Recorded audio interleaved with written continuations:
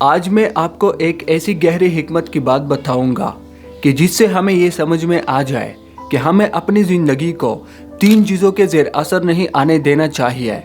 تو وہ 3 چیزیں کیا ہے؟ لوگ۔ اس کا مطلب ہے کہ ہمیں اپنی زندگی کے فیصلے دوسروں کی رائے، تنقید یا توقعات کی بنیاد پر نہیں کرنے چاہیے۔ اکثر اوقات ہم دوسروں کو خوش کرنے یا ان سے منظوری حاصل کرنے کی کوشش میں وہ کام کرتے ہیں جو ہم در حقیقت نہیں کرنا چاہتے۔ ہمیں چاہیے کہ ہم اپنی اقدار، خواہشات اور ضروریات کو مقدم رکھیں اور دوسروں کے دباؤ میں آ کر ایسے فیصلے نہ کریں جو ہمارے لیے نقصان دہ ہو۔ لوگوں کی رائے اہم ہو سکتی ہے، لیکن اسے حتمی فیصلہ کن نہیں ہونا چاہیے۔ اپنی زندگی کی باغ دوڑ اپنے ہاتھوں میں رکھیں۔ دوسرا، پیسہ۔ پیسے کی اہمیت سے انکار نہیں کیا جا سکتا، لیکن اسے اپنی زندگی کا مرکز بنا لینا درست نہیں ہے۔ بہت سے لوگ دولت کے حصول کی دوڑ میں اپنی صحت، رشتے اور ذہنی سکون قربان کر دیتے ہیں۔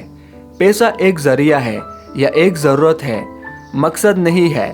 ہمیں اپنی ضروریات پوری کرنے اور ایک باعزت زندگی گزارنے کے لیے پیسہ کمانا چاہیے، لیکن اس کی غلامی نہیں کرنی چاہیے۔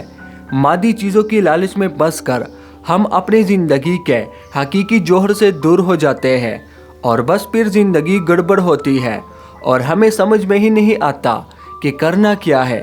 پیسہ کماؤ، لیکن اپنے دائرے میں۔ تیسرا، ماضی کے تجربات۔ ماضی کے تجربات ہمیں بہت کچھ سکھاتے ہیں اور ان سے سیکھنا ضروری ہے، لیکن ان کی قید میں رہنا درست نہیں ہے۔ اگر ہم ماضی کی تلخ یادوں، ناکامیوں یا پچھتاووں میں ڈوبے رہیں گے تو کبھی حال میں خوش نہیں رہ پائیں گے اور نہ ہی مستقبل کی طرف پیش قدمی کر سکیں گے۔ ماضی کو ایک سبق کے طور پر لیں، اس سے سیکھیں اور آگے بڑھیں۔ اسے اپنے حال اور مستقبل پر مسلط نہ ہونے دیں۔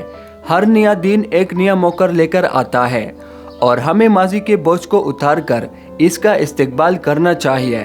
ہمیں چاہیے کہ ہم اپنی زندگی کے فیصلے اپنی عقل و دانش اور اقدار کی روشنی میں کریں۔